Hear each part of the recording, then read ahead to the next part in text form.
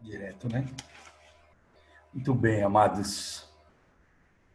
É sempre um prazer, né? Apesar da grande responsabilidade, mas também da alegria que nós temos, né? Queria que nós tivéssemos um momento de devocional da maneira mais singela possível, porém, exaltando a riqueza da palavra de Deus, desde que ela é lida,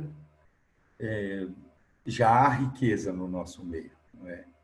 Enquanto o Maurão orava, fui me lembrando que ontem o Fafá nos lembrou. Amanhã é dia do Senhor, vamos ter um dia especial, né?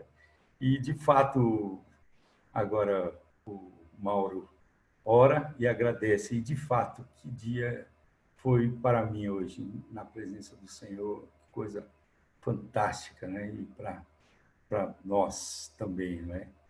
E a gente encerra com relembrando algumas coisas da palavra de Deus, refletindo em alguns momentos.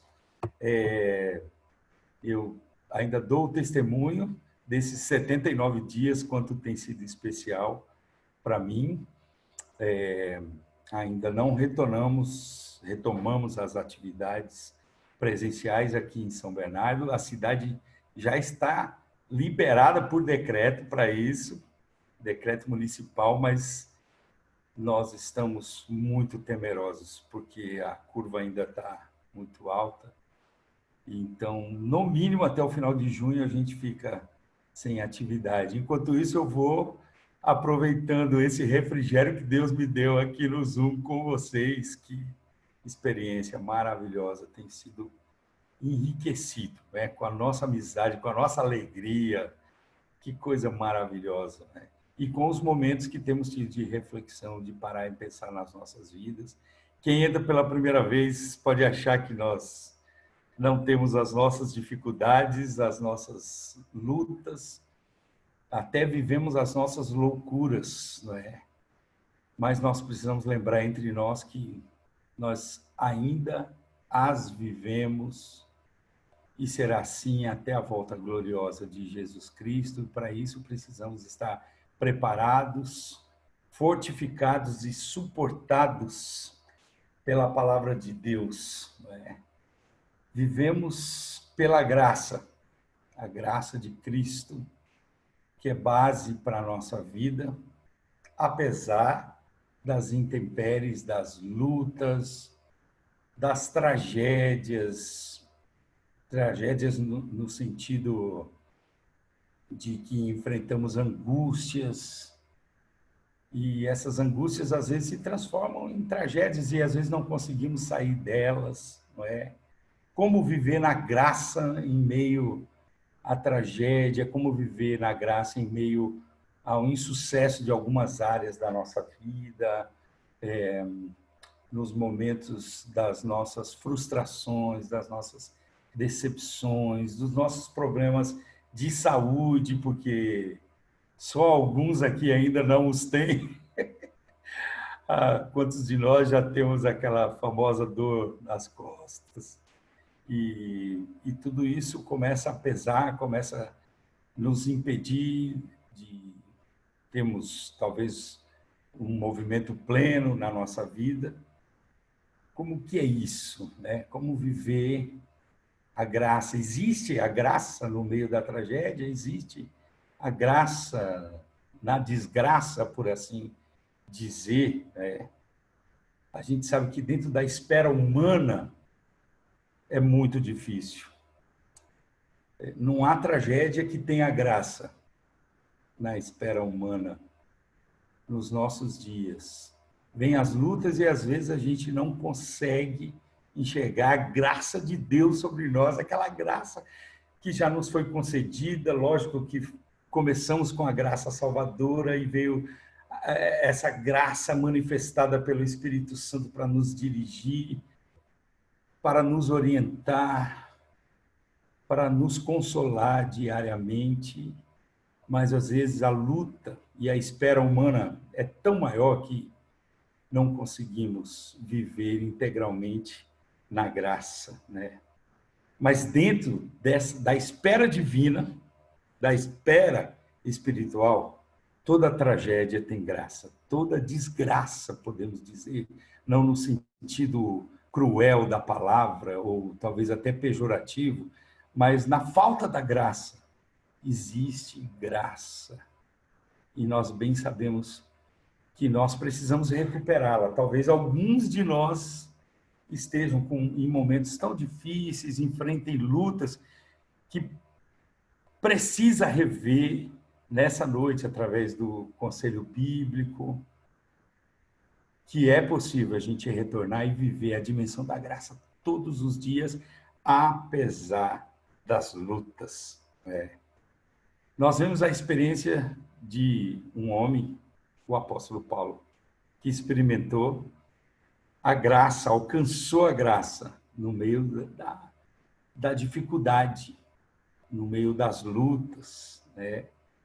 Lembram-se, nós vamos ler o texto em que ele fala do famoso espinho na carne. Era um espinho que o fazia sofrer muito, né? A expressão da palavra diz, né? Foi-me dado um espinho para me atormentar, ele diz. Em outra tradução diz, para me esbofetear. Vamos ler lá em 2 Coríntios 12, os versículos que propriamente falam da sua declaração, da sua confissão. 2 Coríntios 12, 7, 8, 9, finalizando com 10. E para impedir que eu me exaltasse por causa da grandeza dessas revelações, que ele já estava referindo-se a ela no começo do capítulo 12, ele diz, foi-me dado um espinho na carne, um mensageiro de Satanás para me atormentar. 3 vezes roguei ao Senhor, que o tirasse de mim.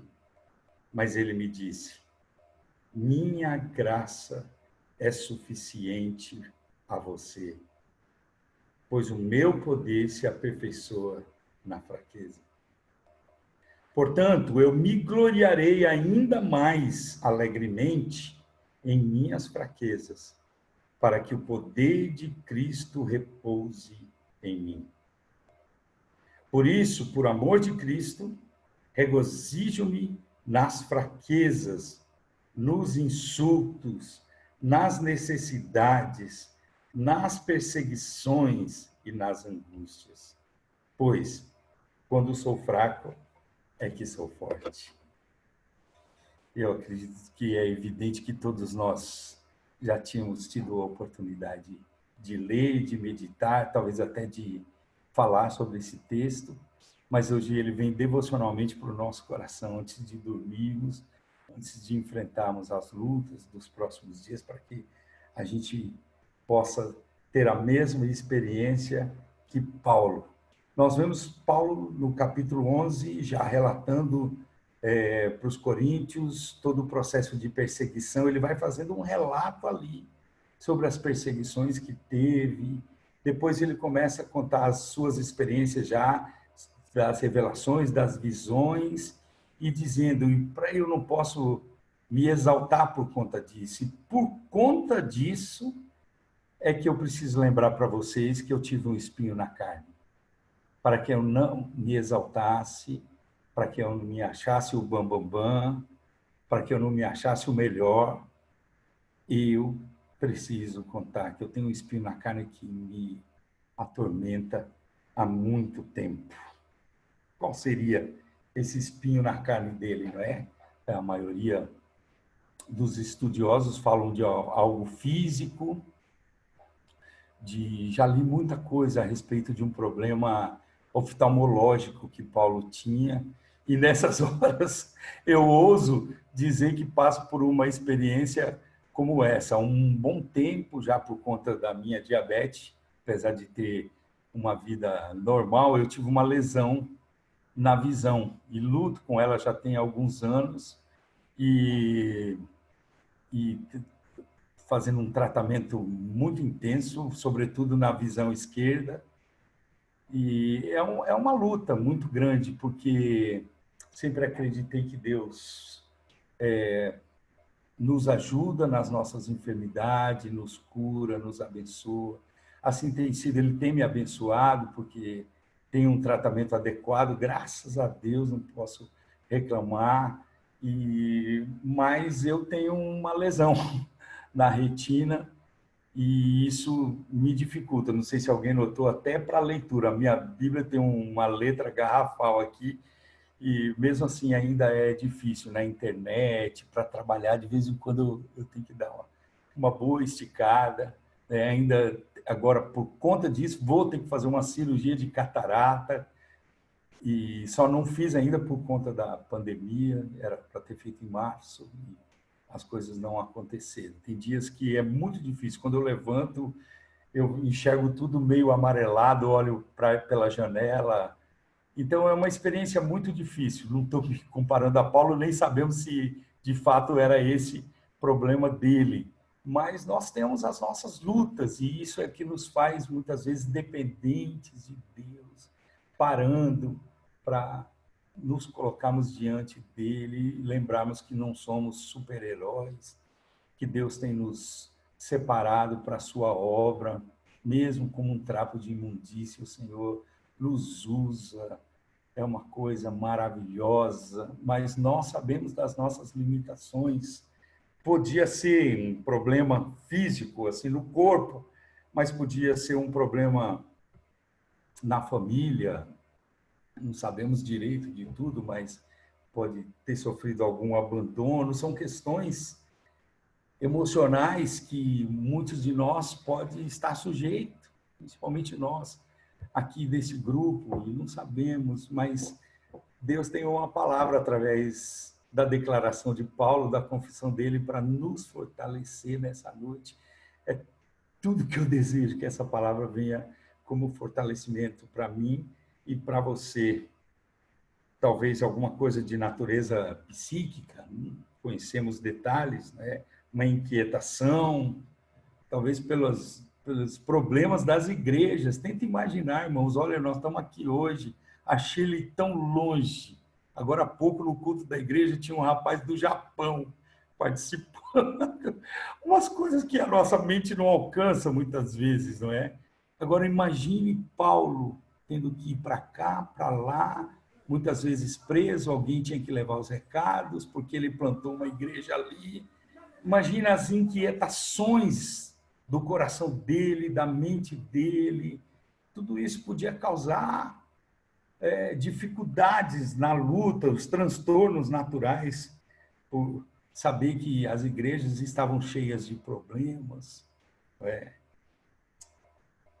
sabe, talvez um remorso pelo passado, né? Eu arrisco dizer que talvez a mente dele podia ser permeada por toda a sua fase de perseguidor, né? Guardando. Ele assistiu à morte de Estevão, né? A Bíblia fala que ele estava ali, do lado, na hora.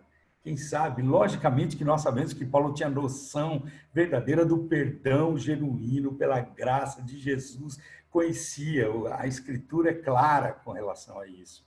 Mas não conhecemos lá no fundo, talvez eu esteja até discorrendo dessa maneira para lembrar a cada um de nós que nós podemos ter essas dificuldades.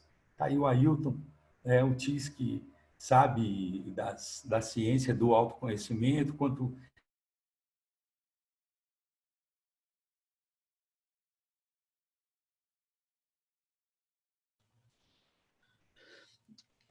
Caiu a internet a, dele? a minha Tinha caído. Pode continuar. voltou, desculpe. Voltou. Sim. A verdade é que ninguém sabe direito que espinho terá sido esse, né? Tudo quanto a gente possa dizer ainda é mera especulação, não é? Mas é muito debatido. Ele afirma que foi um espinho também usado por Satanás. Satanás se aproveitou desse espinho para atormentar a vida do apóstolo, queridos. E isso é tão difícil porque demonstra mais ainda a nossa fragilidade quando nós estamos expostos a dificuldades ou a problemas que não conseguimos lidar em oração, colocar diante do Senhor todos os dias.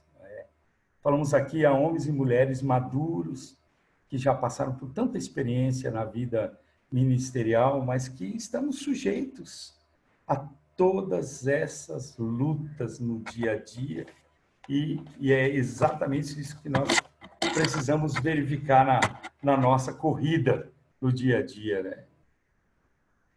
Ele diz que no infortúnio dele, Paulo orou 3 vezes.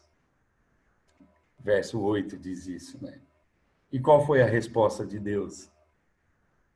Foi surpreendente, não é? A minha graça é suficiente para você. Na tradução mais corriqueira e tradicional diz, a minha graça te basta. Nós crescemos com poucas traduções, então essa é a tradução que marca a nossa vida, né? Apesar de gostar demais quando fala, é suficiente para você, você não precisa mais de nada, Walter.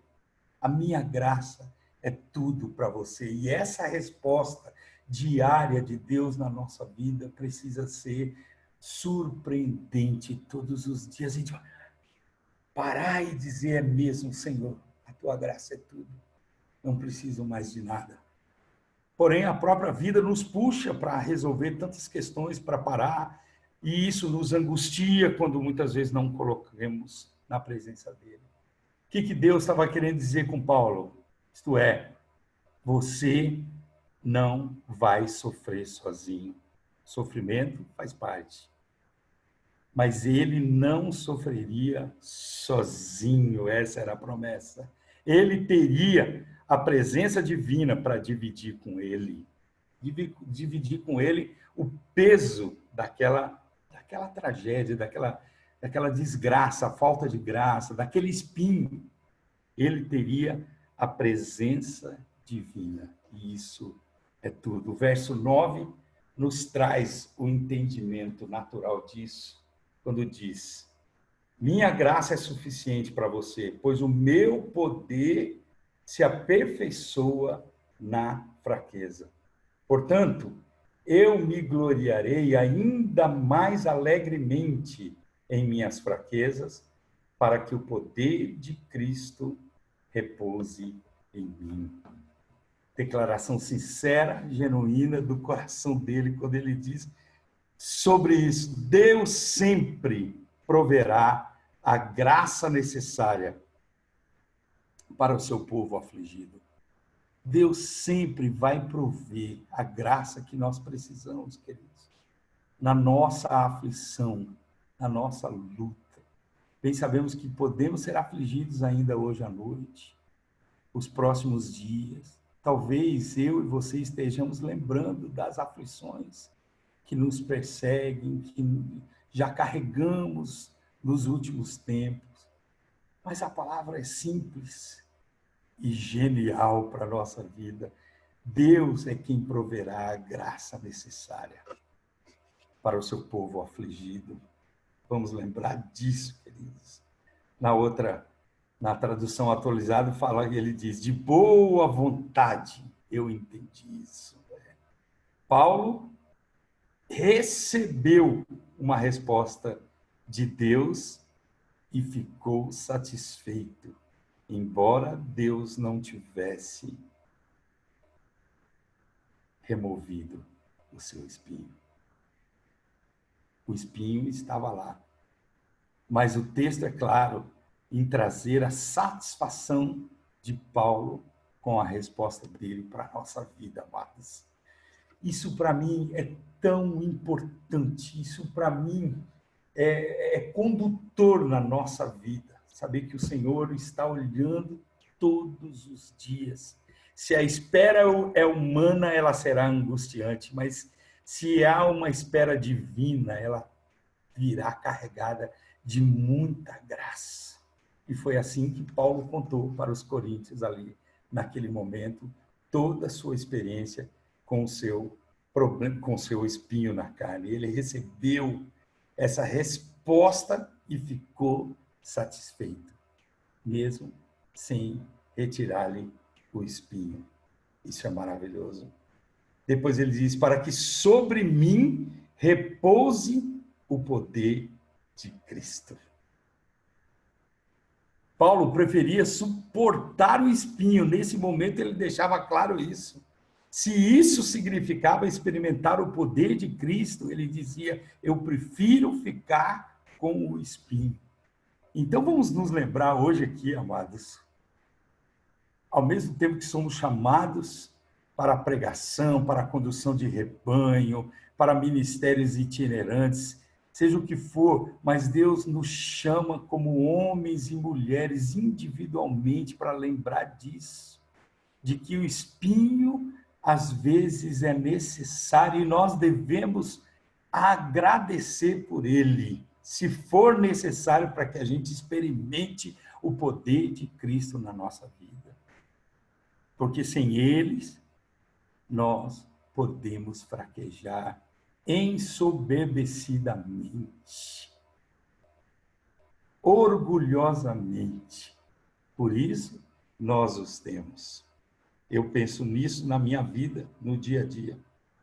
E aí, nós, de fato, podemos tornar Cristo conhecido de todos, se vivemos dessa forma.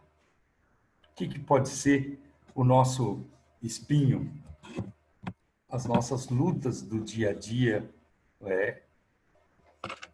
Muitos aqui são casados, a maioria, possivelmente, e tem lutas no casamento, e que pode se transformar um espinho e transformar isso num processo de infelicidade. É tão bom avaliarmos tudo isso para imaginar se Deus não está querendo tratar isso na nossa vida. Os problemas de ajustes nas nossas famílias, uma família mal ajustada, pode ser um motivo de espinho no dia a dia. Filhos que dão o que chorar, né? Talvez alguns de nós já tivemos filhos que foram motivo de choro, choro angustiante, não só por doenças, mas por desvios na própria vida dos filhos, desilusões na nossa vida, ou para os empreendedores, um empreendimento mal sucedido, objetivos malogrados na nossa vida, uma aspiração insatisfeita, somos homens e sonhamos, aspiramos tantas coisas. Tá normal minha fala? Tá. Aspiramos tantas coisas e isso pode se transformar num espinho, porque não se resolveu essas questões. Uma doença incurável, o médico já falou para mim, olha, nós vamos tentar tratar para você, mas a lesão está aí.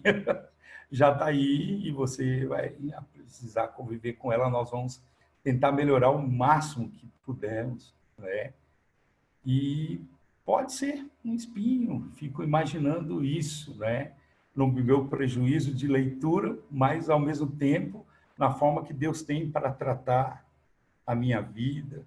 Já pensei muito nisso, Talvez uma vitória perdida, um troféu perdido, Uma saudade amarga de alguma coisa no próprio ministério ou na família, um passado que marcou a sua vida ou marcou você para o resto da vida, Um lar desfeito, que tentamos refazer, mas nem sempre é igual. São muitos os espinhos, amados, que nos ferem sem parar.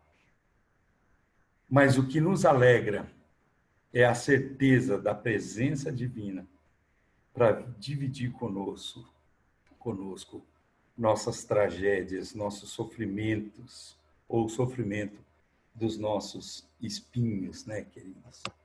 Porém, hoje a gente lembra, quando ele diz, a minha graça é suficiente, é a promessa de que ele estará conosco todos os dias, amados. Não podemos esquecer disso, não podemos, mesmo que haja lutas, vamos nos lembrar. Temos temperamentos diferentes, entendemos da mesma forma, mas às vezes a compreensão não é total porque somos diferentes e precisamos ser tratados. Eu lembro do pai que castigou o filho e o colocou para dormir em outro cômodo, né? E esse era o castigo pelo que ele tinha feito, né? Quando deu uma certa hora da noite, o pai foi lá para ver o filho, porque mesmo disciplinando, estava preocupado com ele, foi lá. E ele falou, pai, me perdoa, não vou mais fazer isso, pai. Ah, não tem jeito, pai, de o senhor deixar eu voltar para a minha cama. E o pai olhou para ele e falou assim, filho, o castigo não pode ser alterado, não posso alterar, você vai passar a noite aqui, mas o papai vem dormir com você. Então, nossas lutas, amados, às vezes fruto das nossas escolhas, de dificuldades que nós temos, em momentos que nós estamos aprendendo, o Senhor não nos deixa. Por mais que pareça um deserto do tamanho do mundo. Mas o Senhor está conosco e Ele vem dormir com a gente.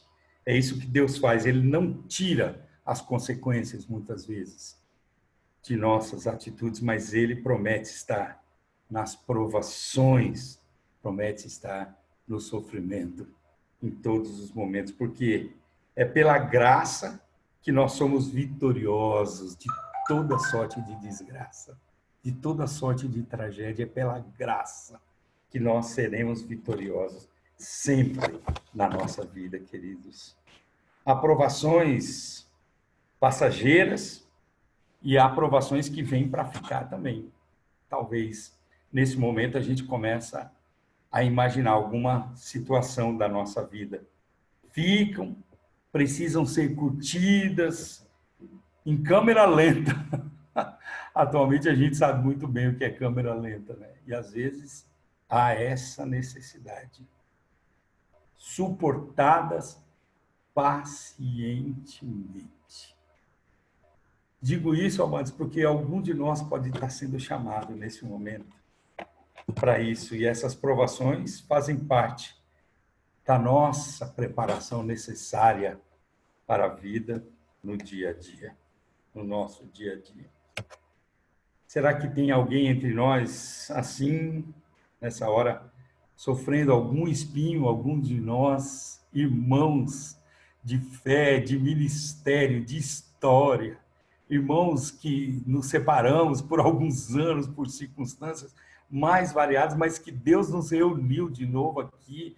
Então, por mais que a gente se alegre, se sociabilize, não há como a gente parar um com o outro para dizer assim, alguém sofrendo aqui entre nós, com algum espinho, com alguma luta, Deus está nos chamando nessa noite para a gente rever tudo isso. Lembre-se que o mesmo Deus que esteve com Paulo está conosco.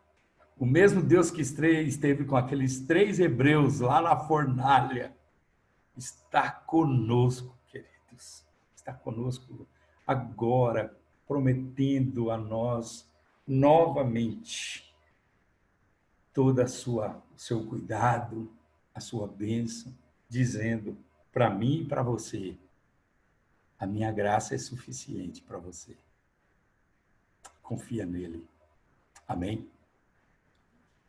Posso orar, Wesley? Pode orar, sim. Ó Deus amado, poderoso, que alegria é poder ir na tua palavra, Senhor.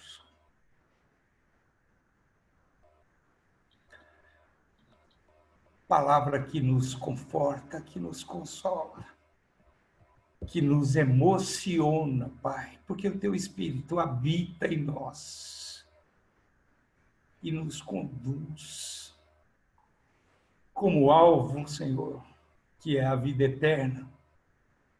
Por isso passamos por essas lutas. No teu Filho Jesus tivemos a promessa que mesmo passando por lutas, por tribulações, éramos para ter bom ânimo, porque mesmo ainda não tendo ido para a cruz, o Senhor já declarou que tinha vencido o mundo. E assim nós queremos também viver, Senhor, na tua presença. Vasculha-nos agora, Senhor, em nome de Jesus, mostrando-nos, trazendo à tona espinhos que talvez estejam escondidos e que são motivos da nossa angústia, Pai.